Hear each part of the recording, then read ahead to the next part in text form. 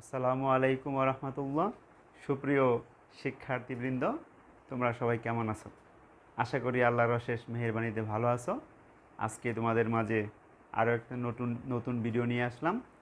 আজকে আমরা যে সাবজেক্টটি নিয়ে আলোচনা করব সেই সাবজেক্টটির নাম হচ্ছে ম্যানেজমেন্ট অ্যাকাউন্টিং। আমরা আজকে যে সাবজেক্টটি নিয়ে আলোচনা করব এই সাবজেক্টের নাম হচ্ছে ম্যানেজমেন্ট অ্যাকাউন্টিং। এই সাবজেক্টটি থার্ড ইয়ারের অ্যাকাউন্টিং ডিপার্টমেন্ট, ম্যানেজমেন্ট ডিপার্টমেন্ট এবং ফিনান্স ডিপার্টমেন্টের এই সাবজেক্টটি আছে। আজকে আমরা এই সাবজেক্টের যে চ্যাপ্টার নিয়ে আলোচনা করব সেই চ্যাপ্টারের নাম হচ্ছে কস্ট কনসেপ্টস অ্যান্ড ক্লাসিফিকেশন, অর্থাৎ ব্যয়ের ধারণা ও তার শ্রেণী বিন্যাস। তোমার স্টুডেন্ট, আমরা আজকে এই কস্ট কনসেপ্টস এর আমরা কস্ট অফ গুডস সোল্ড সম্পর্কে আলোচনা করব। আজকে আমরা যে বিষয়টি নিয়ে আলোচনা করব chapter 2 cost concept and classification. এই চ্যাপ্টার 2 আজকে আমরা যে টপিক নিয়ে আলোচনা করব সেই টপিকের নাম হচ্ছে cost of goods sold statement. Cost of goods sold statement. তোমার স্টুডেন্ট, এই cost of goods sold statement Bangla হচ্ছে বিক্রিত পণ্যের ব্যয়। বিক্রিত পণ্যের ব্যয় বলতে কী বুঝি? একটা পণ্য উৎপাদনের প্রক্রিয়ার প্রাথমিক স্টেপ থেকে শুরু করে বিক্রয়ের পূর্ব মুহূর্ত পর্যন্ত, অর্থাৎ সম্পূর্ণ তৈরি করা পর্যন্ত, একটা পূর্ণাঙ্গ পণ্যে রূপান্তর করা পর্যন্ত যত ধরনের ব্যয় হয় সমস্ত ব্যয়গুলো যোগ বিয়োগ করে যে ফিগার আসে সেই ফিগারটার নাম হচ্ছে কি কস্ট অফ গুডস সোল্ড। তো এই কস্ট অফ গুডস সোল্ড আমরা যে অধ্যায়ে আলোচনা করব কস্ট কনসেপ্ট অ্যান্ড ক্লাসিফিকেশান, এই অধ্যায়ের জন্য খুবই একটা গুরুত্বপূর্ণ একটা অপশন। এই কস্ট অফ গুডস সোল্ড সম্পর্কে যদি তোমরা ভালো পরিষ্কার ধারণা রাখতে পারো তাহলে ইনশাআল্লাহ আশা করা যায় এই দ্বিতীয় চ্যাপ্টার থেকে, ম্যানেজমেন্ট অ্যাকাউন্টিংয়ের দ্বিতীয় চ্যাপ্টার থেকে যদি কোনো অঙ্ক আসে, প্রাথমিক অবস্থান তোমার হচ্ছে অঙ্কের প্রাথমিক যে জ্ঞানটা সেটা তোমার যদি থাকে অবশ্যই তাহলে পরীক্ষায় সে অঙ্কটা তুমি ভালোভাবে দিতে পারবে। তো আমরা কথা না বলি, আমরা চলে যাচ্ছি এখন কস্ট অফ গুডস সোল্ড নির্ণয়ের যে প্রাথমিক ধারণা, সেই প্রাথমিক ধারণা দেওয়ার জন্য আমি একটা তোমাদের ফরম্যাট অর্থাৎ ব্ল্যাঙ্ক সফট বুঝাবো কিভাবে আমরা কি করব, কস্ট অফ গুডস সোল্ড করব। তো চলো আমরা এখন চলে যাচ্ছি হোয়াইট বোর্ডে। তো সবাই খেয়াল করো মাই স্টুডেন্ট, এই আমরা একটা ব্ল্যাঙ্ক ছক লিখেছি। এই ছকের নাম হচ্ছে statement of cost of goods sold.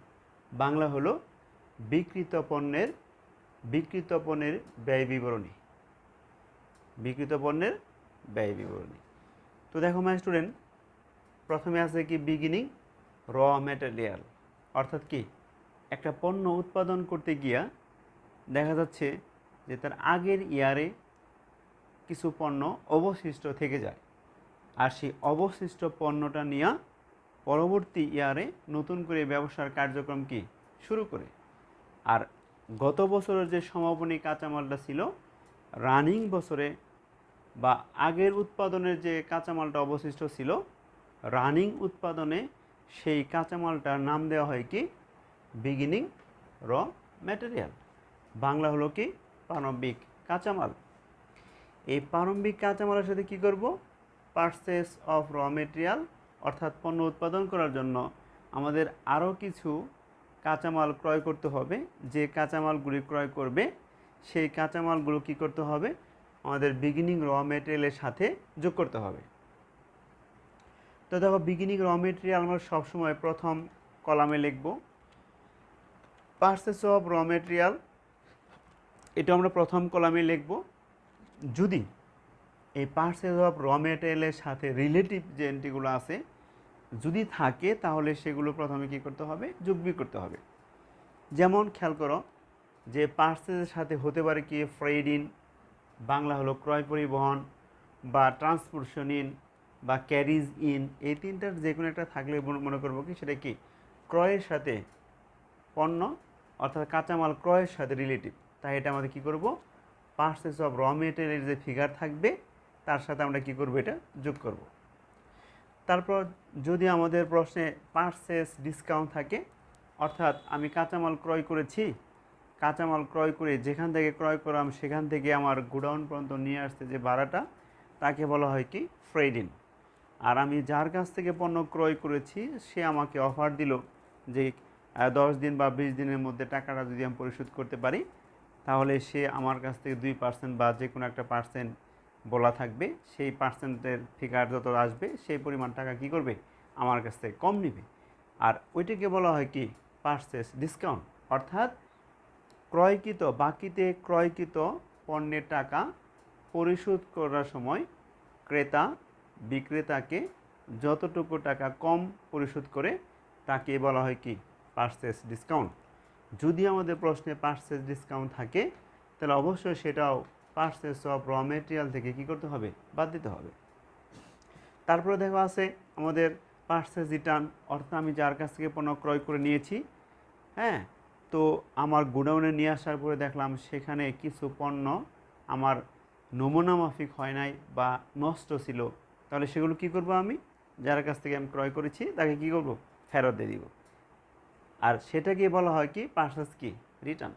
এরকম পারচেসের সাথে যে এন্ট্রিগুলো রিলেটিভ আছে সেগুলো আমরা যোগবিয়োগ করার জন্য ইনার কলাম এটাকে লিখব।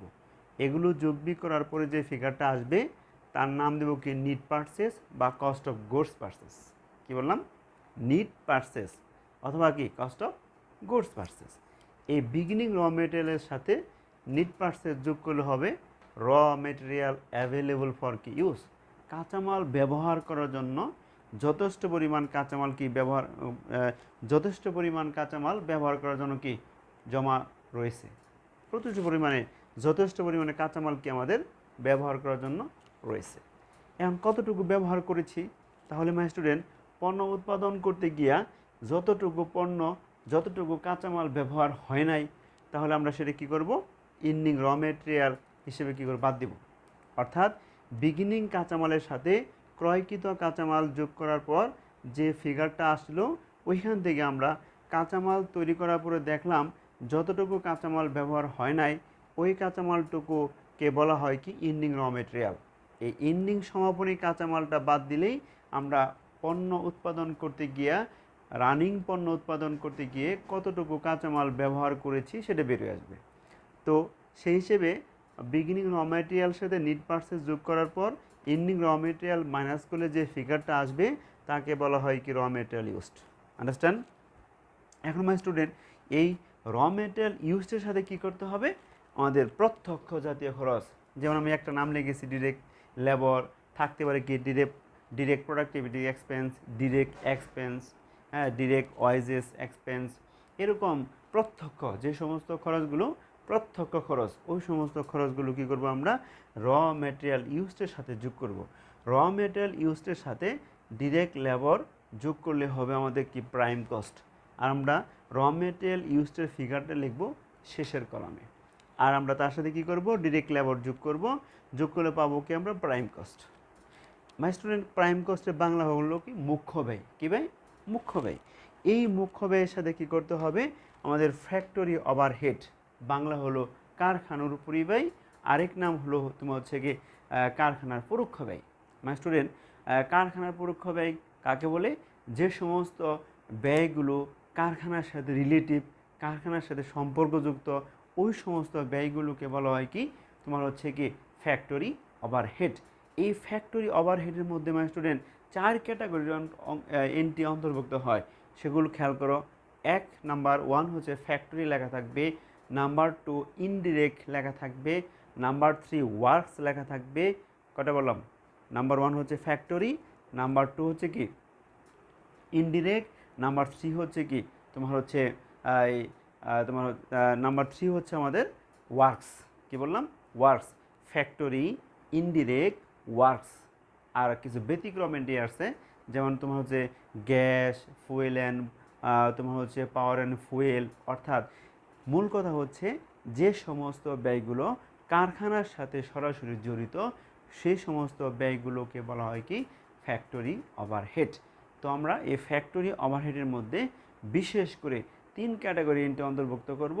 আর একটা পরে বলতেছি, number 1 factory, number 2 indirect, number 3 works, আর নাম্বার 4 হচ্ছে gas, oil, power and fuel. এরকম কিছু ব্যতিক্রম এন্ট্রি আছে, সেই সমস্ত এন্ট্রিগুলো কী করতে হবে, আমাদের এই ফ্যাক্টরি ওভারহেডের মধ্যে অন্তর্ভুক্ত করতে হবে। তাহলে আমরা বুঝলাম কি, যে ফ্যাক্টরি ওভারহেডের মধ্যে 4 ক্যাটাগরি এন্ট্রি অন্তর্ভুক্ত হয়, অর্থাৎ 1 নম্বর হচ্ছে ফ্যাক্টরি, 2 নম্বর হচ্ছে কি আমাদের ইনডিরেক্ট, 3 নম্বর হচ্ছে আমাদের কি ওয়ার্কস, আর 4 নম্বর হচ্ছে কি gas, oil, power and fuel, water, এরকম মানে এটসেট্রা এটসেট্রা কিছু আছে, ব্যতিক্রম কিছু। এই সমস্ত এন্ট্রিগুলো একত্র করলে যা পাওয়া যাবে তাকে বলা হয় কি ফ্যাক্টরি ওভারহেড। আমি কিছু নাম দিয়েছি, যেমন factory salary, factory insurance, indirect labour, gas, power and fuel, তারপরে দিয়েছি কি ডিপ্রিসিয়েশন, মেশিনারি, আদার ফ্যাক্টরি ওভারহেড। আরও অনেক আছে, আমি একটু তোমাদের কয়েকটা দিয়ে বোঝাচ্ছি যে আসলে কীভাবে করতে হবে। তো এখন এই ফ্যাক্টরি ওভারহেডের এন্ট্রিগুলো আমরা সবসময় প্রথম কলামে লিখব। এগুলো লিখে আমরা যোগ করব, যোগ করলে যে স্টেপটা আসবে তার নাম হবে কি টোটাল ফ্যাক্টরি ওভারহেড। এই প্রাইম কস্টের সাথে টোটাল ফ্যাক্টরি ওভারহেড যোগ করলে পাওয়া যাবে ওয়ার্ক কস্ট বা ফ্যাক্টরি কস্ট, ওয়ার্ক কস্ট বা ফ্যাক্টরি কস্ট। আরও নাম দেওয়া যাবে কি ম্যানুফ্যাকচারিং কস্ট। এখন এর সাথে কী করব আমরা, beginning working process. Beginning working process বলতে কী বুঝি আমরা, প্রারম্ভিক চলতি কার্য। প্রারম্ভিক চলতি কার্য কী বলতে কী বুঝি আমরা, যে আমরা গত পণ্য উৎপাদন করতে গিয়ে যে সমস্ত পণ্যর কার্যক্রম সম্পূর্ণ শেষ হয়েছিল না। অর্থাৎ মনে করো তুমি চানাচুর উৎপাদন করবে, সেই চানাচুর উৎপাদন করতে গিয়ে তুমি দেখতেছো যে অর্ধেক চানাচুরের উৎপাদনের প্রক্রিয়াটা অর্ধেক শেষ হয়ে গেছে। তখন তোমাদের কি হয়েছে, তখন ওই গত যে পণ্যগুলো উৎপাদন করা হয়েছে তার কার্যক্রম সেখানে শেষ হয়ে গেছে। অর্থাৎ বছর শেষে যে সমস্ত পণ্যগুলো উৎপাদন শেষ হয় না, রানিং থাকে, উৎপাদন প্রক্রিয়াটা কি রানিং থাকে, তখন ওইটাকে বছর শেষে বলা হয় কি ইন্ডিং ওয়ার্কিং প্রসেস, অর্থাৎ সমাপনী চলতি কার্য। সেইটা আবার কি পরবর্তী বছর বা পরবর্তী উৎপাদনের মধ্যে আসে তার নাম কি হয়, আমাদের বিগিনিং ওয়ার্কিং প্রসেস। অর্থাৎ গত বছরের বা গত উৎপাদনের রানিং যে পণ্যগুলো উৎপাদন হচ্ছে, রানিং যে পণ্যগুলো উৎপাদন প্রক্রিয়ামান হয়েছে, এখনও উৎপাদন সম্পন্ন হয় নাই, ওইটা বছর শেষের ক্ষেত্রে হবে ইন্ডিং ওয়ার্কিং প্রসেস। ওইটা পরবর্তী বছরে আসে বা পরবর্তী উৎপাদন কার্যক্রমের মধ্যে আসে হবে কি বিগিনিং ওয়ার্কিং প্রসেস। মেবি বুঝছো? এই বিগিনিং ওয়ার্কিং প্রসেস আমরা ওয়ার্ক কস্ট বা ফ্যাক্টরি কস্টের সাথে যোগ করব। এখানে একটা নাম আছে cost of goods process during the period, সেটা না লিখলেও চলবে। এখন আমরা কি করব, ইন্ডিং ওয়ার্কিং প্রসেস, রানিং যে আমরা পণ্যটা উৎপাদন করতেছি, এই রানিং পণ্য উৎপাদন করার শেষ পর্যায়ে এসে যতটুকু পণ্যর কার্যক্রম রানিং থাকে, অর্থাৎ উৎপাদন প্রক্রিয়া সম্পন্ন না হয়, ওইটাকে আমরা রানিং বছরের শেষে গিয়ে বলবো কি ইন্ডিং ওয়ার্কিং প্রসেস। এটা পরবর্তী উৎপাদনে গিয়ে হবে কি আবার এইটি হবে কি বিগিনিং ওয়ার্কিং প্রসেস। তো মাই স্টুডেন্ট, তাই বিগিনিং ওয়ার্কিং প্রসেসকে যোগ করতে হবে, ইন্ডিং ওয়ার্কিং প্রসেসকে বাদ দিতে হবে, বাদ দিলে পাবো কি আমরা প্রোডাকশন কস্ট। এই আরেক নাম হচ্ছে কি কস্ট অফ গুডস ম্যানুফ্যাকচার্ড। কি বললাম, প্রোডাকশন কস্ট অথবা কি কস্ট অফ গুডস কি ম্যানুফ্যাকচার্ড। বুঝতে পারছো? এখন দেখো মাই স্টুডেন্ট, এখন আমরা কি করব, এই তাহলে ওয়ার্ক কস্টের সাথে বা ফ্যাক্টরি কস্টের সাথে বিগিনিং ওয়ার্কিং প্রসেস যোগ ইন্ডিং ওয়ার্কিং প্রসেস বিয়োগ করলে পাবো কি আমরা তোমার প্রোডাকশন কস্ট বা cost of goods manufacture. My student, এখন আমরা আসলে কি বিগিনিং ফিনিশড গুডস। ফিনিশড মানে কি তৈরি সম্পন্ন পণ্য। তৈরি সম্পন্ন পণ্য বলতে কী বুঝি, যে পণ্যটার কার্যক্রম অর্থাৎ তোমার উৎপাদন প্রক্রিয়া, র্যাপিং, তোমার হচ্ছে মোড়কীকরণ, অর্থাৎ তোমার কার্টুনে তোমার কার্টুনকরণ, অর্থাৎ পণ্যটা তৈরি হয়ে গেছে একদম, তোমার পুরাটাই সম্পন্ন হয়ে গেছে, প্যাকেজিং হয়ে গেছে, শুধু এখন কি কাস্টমারদের কাছে পৌঁছানোটুকু কি পৌঁছাতে যে সময়টুকু, এই সময়টুকু এই কাজটুকু কিন্তু শুধু কি অবশিষ্ট রয়েছে। তাই স্টুডেন্ট কী বুঝলাম আমরা, বছর শেষে যে পণ্যের কার্যক্রম বছর শেষে সম্পূর্ণ তৈরি হয়ে যায়, বছর শেষে সম্পূর্ণ তৈরি হয়ে যায় তাকে বলা হয় ইন্ডিং ওয়ার্কিং প্রসেস। সেইটা আবার কি পরবর্তী বছরের শুরুতে হয় কি বিগিনিং ওয়ার্ক ইন প্রসেস অর্থাৎ প্রারম্ভিক তৈরি সম্পন্ন পণ্য, আরেকটা নাম কি সমাপনী তৈরি সম্পন্ন পণ্য। তাই আমরা এখন কি করব, এই প্রোডাকশন কস্ট বা কস্ট অফ গুডস ম্যানুফ্যাকচারের সাথে বিগিনিং ফিনিশ গুডস প্রারম্ভিক তৈরি সম্পন্ন পণ্য কী করব, যোগ করব। যোগ করলে পাবো কি গুডস অ্যাভেলেবল ফর কি সেলস, যথেষ্ট পরিমাণে পণ্য বিক্রয়ের জন্য আছে। আর আমরা ইন্ডিং ফিনিশ গুডস কী করব, বাদ দিব, তাহলে আমরা পাবো কি cost of goods sold. My student, এই হলো আমাদের কস্ট অফ গুডস সোল্ড নির্ণয়ের একটা ফরম্যাট, আমি তোমাদের বোঝানোর চেষ্টা করেছি। তাই মাই স্টুডেন্ট, এই কস্ট অফ গুডস সোল্ড করতে গেলে আমাদের কি কি লাগবে একটু শেষ ফিনিশিংয়ে বলতেছি, সবাই মনোযোগ সহকারে শোনো। যাবতীয় বিগিনিং, যাবতীয় ইন্ডিং, তাহলে কস্ট অফ গুডস সোল্ড করতে গেলে কি কি মনে রাখতে হবে, রিমেম্বার টু ইউ, সবাই মনোযোগ সহকারে শোনো। নাম্বার 1 যাবতীয় বিগিনিং, নাম্বার 2 যাবতীয় ending, number 3 direct indirect, number 4 factory, number কি বলছি ফ্যাক্টরি, আর হচ্ছে আমাদের কি তোমার হচ্ছে এই তো এই কয়েকটা ইন্টি আমাদের অন্তর্ভুক্ত হবে। তাহলে কী কী বললাম, beginning ending, direct indirect, factory, direct indirect, factory আর পারচেস। কী কী বললাম তাহলে, 4টা এন্ট্রি বলছি। নাম্বার 1 বিগিনিং, যাবতীয় ইন্ডিং, ফ্যাক্টরি, ডিরেক্ট ইনডিরেক্ট, আর হলো কি পারচেস। এই কয়েকটা এন্ট্রি ব্যতীত আর আমাদের অন্য কোনো এন্ট্রি কস্ট অফ গুডস সোল্ডের মধ্যে কি অন্তর্ভুক্ত হবে না। তাহলে কস্ট অফ গুডস সোল্ড করতে গেলে কী কী লাগবে, নাম্বার 1 যাবতীয় beginning, ending, direct indirect, factor, purchase. এই কয়েকটা এন্ট্রি আমরা সেট আপ করলে পাবো কি কস্ট অফ কি গুডস সোল্ড। কী পাবো, কস্ট অফ গুডস সোল্ড। এই হলো আমাদের কস্ট অফ গুডস সোল্ড করার একটা ব্ল্যাঙ্ক শখ। এই শখটা তুমি যদি ধারাবাহিকভাবে মেনটেন করতে পারো, মনে রাখতে পারো, তাহলে অবশ্যই তুমি পরীক্ষায় কস্ট অফ গুডস সোল্ড আসলে তুমি দিতে পারবে। তোমার স্টুডেন্ট, আজকে তোমাদের ম্যানেজমেন্ট অ্যাকাউন্টিংয়ের দ্বিতীয় চ্যাপ্টারে অর্থাৎ কস্ট কনসেপ্টস অ্যান্ড ক্লাসিফিকেশনের প্রথম লেকচার। আর এই প্রথম লেকচারে তোমাদের আমি বুঝিয়েছি কোনটা, যে কস্ট অফ গুডস সোল্ড বের করার জন্য আমাদের কি কি প্রক্রিয়া অবলম্বন করতে হবে। আমরা লেকচার 2তে আমরা কস্ট অফ গুডস সোল্ড নির্ণয় করা শিখব। তোমার স্টুডেন্ট, আশা করি আমার এই ফরম্যাটটা কস্ট অফ গুডস সোল্ড নির্ণয়ের যে ফরম্যাটটা তোমাদের বুঝিয়েছি, আশা করি তোমরা বুঝতে পেরেছো।